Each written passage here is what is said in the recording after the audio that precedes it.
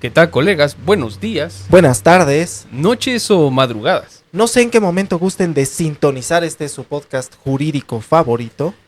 Y en esta ocasión, tal vez derramemos un poco de bilis, Un poco. un poco, porque pues bueno, vamos a hablar de contratos colectivos, pero no cualquier contrato colectivo. Leoninos.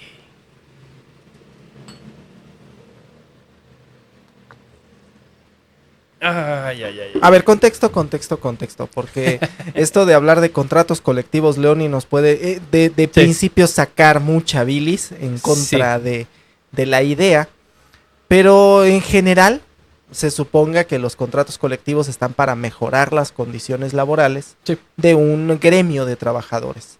Y que bueno, normalmente estos contratos, que suelen ser para empresas del Estado, pero no es privativo de ellas, Así es. suelen contener algunas cláusulas que atienden al servicio que se presta. Yo hago acá la anécdota que le decía a mis alumnos, es que cada empresa tiene prestaciones diferentes. Por ejemplo, los empleados de Comisión Federal de Electricidad, pues tienen electricidad en sus casas, tienen hasta determinado número de kilowatts hora que no los pagan. ¿Sí?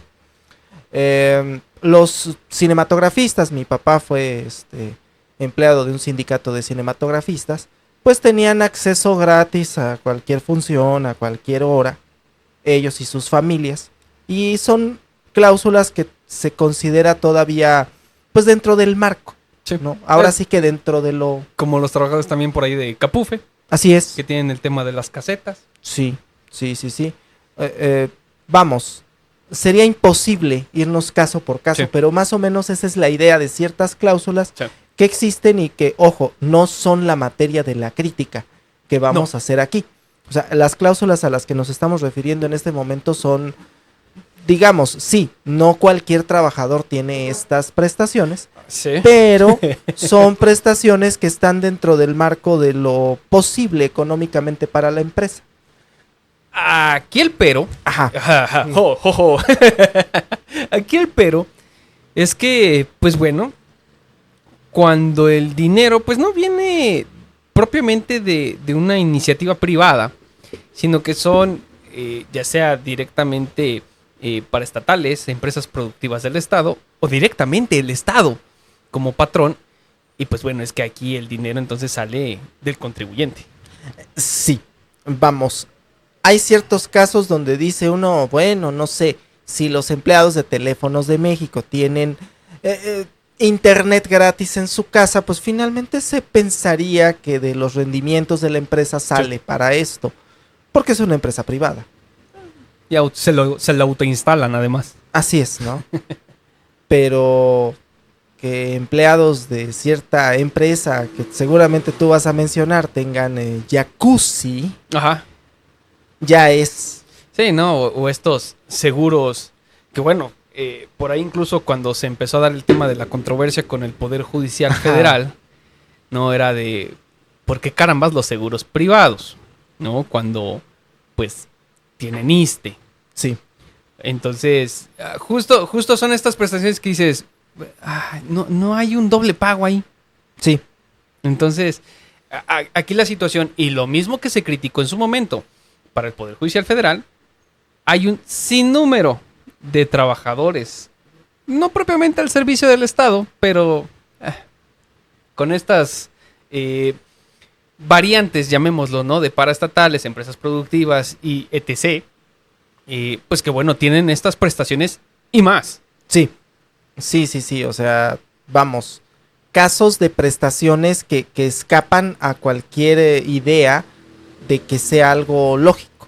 O sea, que simplemente se está dando, en el caso de los seguros privados, pues piensa uno, para empezar tienen ISSSTE, para seguir no ganan tan mal, o sea, pueden financiar su propio seguro. Así es. Y se les dan de pronto este tipo de prestaciones que sí ya rayan en el exceso. Así es. En el caso del Poder Judicial era muy claro que hay prestaciones que de plano no tenían por qué otorgarse. O cuando menos pasarse por algunos filtros, ¿no? Porque, por ejemplo, a mí me tocó conocer gente del Poder Judicial Federal que, por poner el ejemplo, ¿no? En estas fechas justamente cuando se empieza a dar el final de la salida de los muchachos, ¿no? De los niños y la entrada a clases, pues tenían un bono, tuvieras o no tuvieras hijos. Sí.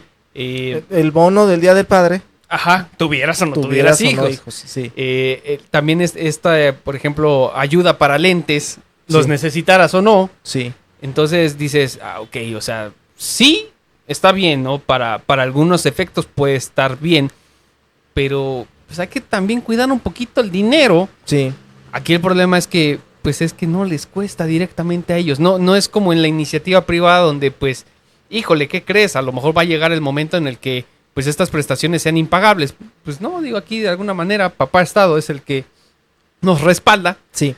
Y podemos tener al sindicato, pues, híjole, más garrapata, por así llamarlo. Y succionar todo lo que produce y no pasa nada. Es que ese es otro detalle. No se trata de cuestión directamente contra los trabajadores. No. Sino que muchas veces es el sindicato que a la hora de las negociaciones negocia estas prestaciones únicamente para enriquecerse el propio sindicato Sí. y el propio líder sindical. No pasa. No. No pasa. Que es algo muy frecuente y seguramente los maestros sindicalizados no van a dejar mentir, que está del líder sindical Pancho Pistolas y que salen a hacer una manifestación y están todos los maestros ahí asoleándose Sí. con sus gorras y toda la cosa, y Pancho Pistolas sale en una camioneta último modelo y sale por el quemacocos saludando a todos y blandiendo un megáfono. Pero pues él no se asolea. Sí, no, ¿cómo crees? Sí, no, o sea, básicamente estos líderes sindicales que, híjole, que si hemos llegado a tener personajes verdaderamente entrañables dentro de esta categoría, yo creo que hoy día han empezado a hacer un poquito menos de ruido, ¿no? Pero eso no significa que dejen de existir y que las condiciones que se pactaron en su momento hayan dejado de existir tampoco. De hecho. Entonces, híjole, es que aquí rayamos una línea delgada, ¿no? Entre lo que es la defensa del derecho del trabajador. Sí. Principalmente, pues, a tener, pues, estas condiciones dignas de trabajo. Y no solo las condiciones, sino la remuneración adicionalmente. Que justamente, de repente, uno piensa, pues, en los demás. En el trabajador verdaderamente de a pie, de iniciativa privada, además. Que dices, no, pues es que hay prestaciones que en su vida va siquiera a imaginarse tener, comparado con trabajadores, insisto, ¿no? De estas paraestatales, empresas productivas del Estado que, insisto, propiamente sus recursos no, o sea, vienen del erario. Sí. O sea, vienen dentro de lo que son los presupuestos que de los contribuyentes. De los contribuyentes. Entonces, justamente, pues, digo, no pasa nada con que digamos, pues, ¿sabes qué? Incluso el nivel más bajo va a tener un salario de 5 veces el salario mínimo. Ya muy bueno, ¿no? Va a tener 8 semanas de vacaciones al año, distribuidas como quiera. Va a tener 3 meses de aguinaldo, que casi no se da en gobierno, esos 3 meses de aguinaldo. Entonces, uno empieza a sumar y dices, ok, o sea, no es que, insisto, ¿no? Rayamos en esta parte de entre la defensa del trabajador y los excesos también, donde no es que esté mal que se le pague bien o que se le concedan ciertas prestaciones a los trabajadores. El tema es de dónde vienen los recursos y por qué se generan estas prestaciones tan desproporcionadas con lo que la ley, por poner el ejemplo, manifiesta o genera como mínimos. Sí. Por un lado, y por el otro que la empresa, yo sé que el Estado no está obligado a ser 100% rentable. O sea, hay ciertas cosas en las que no tiene que ser rentable. Por eso vamos quebrando una petrolera. Pero el problema es ese, que una empresa que sí debería ser rentable, que es una petrolera, no lo es. O sea, no lo es. Sí. Vamos, yo voy de acuerdo que temas, por ejemplo, pensar que el seguro social sea rentable me parece una ilusión. Sí, no. Una ilusión. Se suponga que todo lo que recaude el seguro social por vía de cuotas obrero-patronales debe retribuirse precisamente a los derechohabientes. Así es. Pero casos Pemex, Sí. Capufe, Sí. e infinidad de casos que definitivamente deberían ser rentables, deberían de permitir a otras áreas del Estado, que son las que están normalmente en números rojos, léase educación, léase salud, Sí. debería de desahogarles, y pues resulta que no. Pon tú que sí desahogan, porque sí, claro. de alguna manera sí hay este desahogo. El problema es que de todas maneras ese dinero viene del contribuyente. Por eso la creación, por ejemplo, de este impuesto sobre la producción de del IEPS, El que IEPS. se me olvidó Producción y servicios. Producción y servicios. Que finalmente eso se lo cargan al consumidor final. Sí. Spoiler. El grueso de la población. Entonces, cuando se pudieran eficientar tal vez los recursos simple y sencillamente administrativos de esta empresa productiva del Estado, ¿para qué? Para evitar este tipo de contribuciones adicionales y que siga siendo rentable Sí. para distribuir los ingresos excedentes hacia otras áreas menos productivas. Así es. Pero, pues no es posible. Con ese que contrato acá no es posible. nos topamos con varios fantasmas. El primero, pues la corrupción que se da en lo oscurito para los contratos colectivos de trabajo. Sí. O sea, porque para empezar, pues los sindicatos no se caracterizan por ser democráticos. No. No se Con caracteriza toda la porque- reforma que hubo por ahí. Así es, porque haya realmente una elección por parte de la base trabajadora de quién es el líder sindical, se convierten en cacicazgos. Sí. Y por otro lado, que bueno, pues el cacique en cuestión va y se entrevista con el dueño de la empresa, en este Sí. caso el Estado, Sí. y habrá casos en donde tengamos una muy buena relación entre el líder sindical y el gobierno. Ahí está el Baester Gordillo y Felipe Calderón en su momento. Por ejemplo. Y que bueno, cuando ya no le cae bien al gobierno, pues encarcelamos a la líder magisterial en Sí. cuestión. Sí. Porque pues todos ellos, spoiler, han cometido delitos, eso siempre ha pasado. Sí.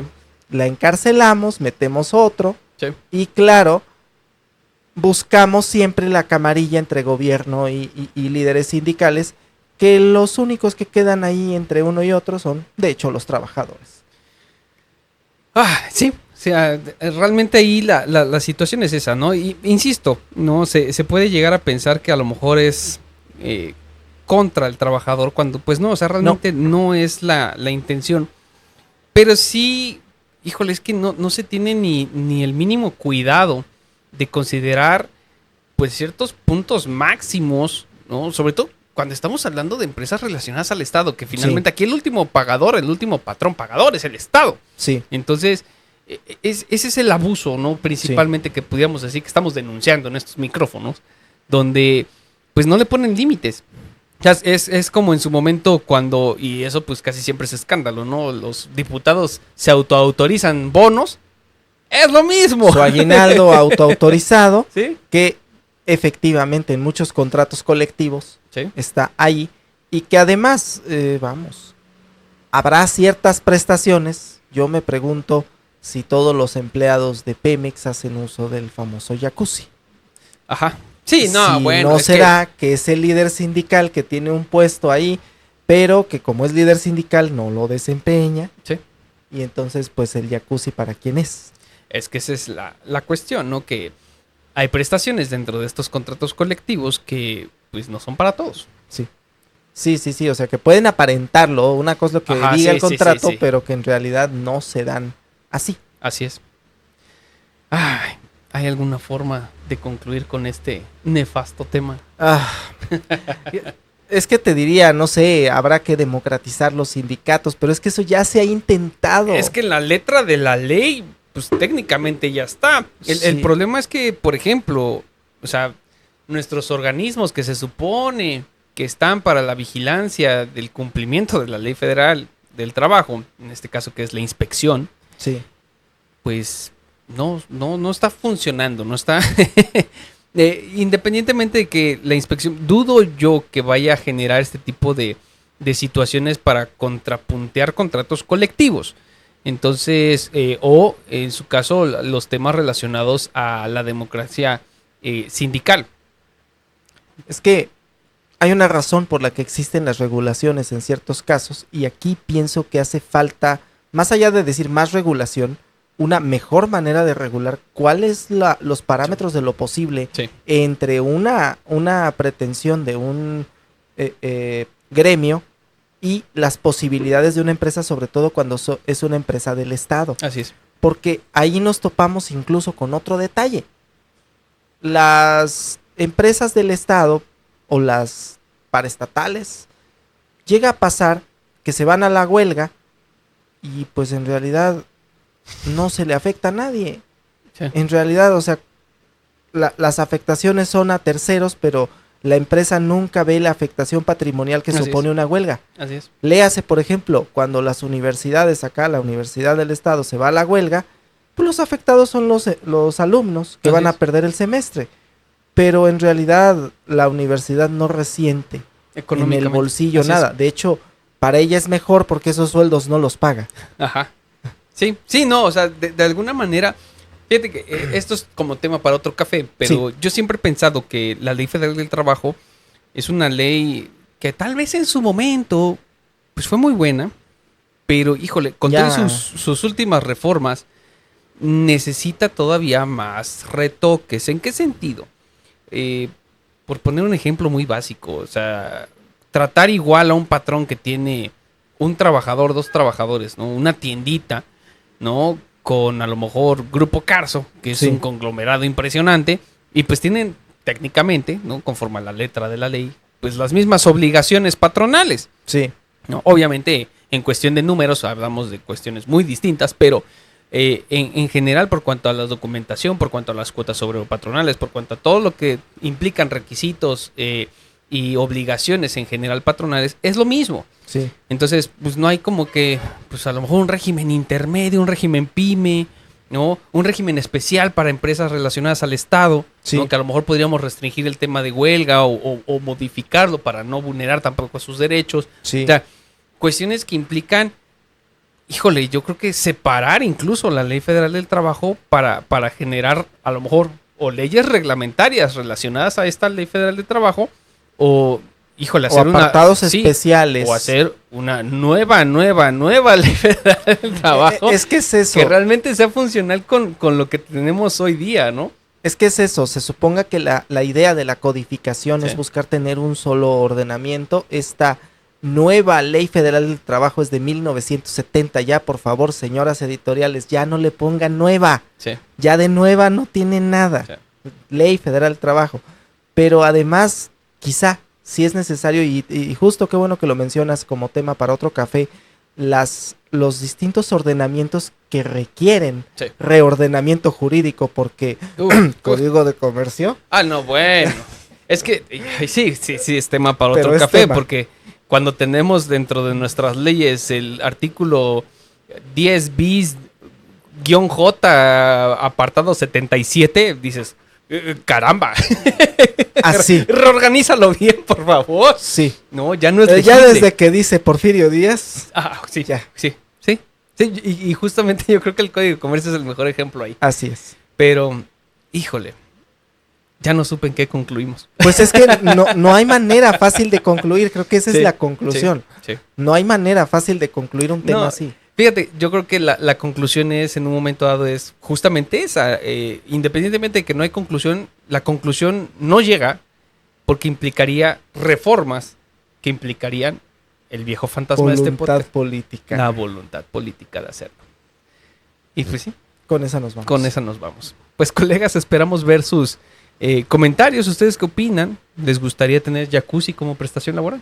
Pues estaría bien. ¿Por qué no? A lo mejor no tengo dónde ponerlo, pero a mí que me lo vayan a instalar. Así es. Esperamos ver también que compartan el contenido y se suscriban al canal. Muchas gracias, colegas. Gracias.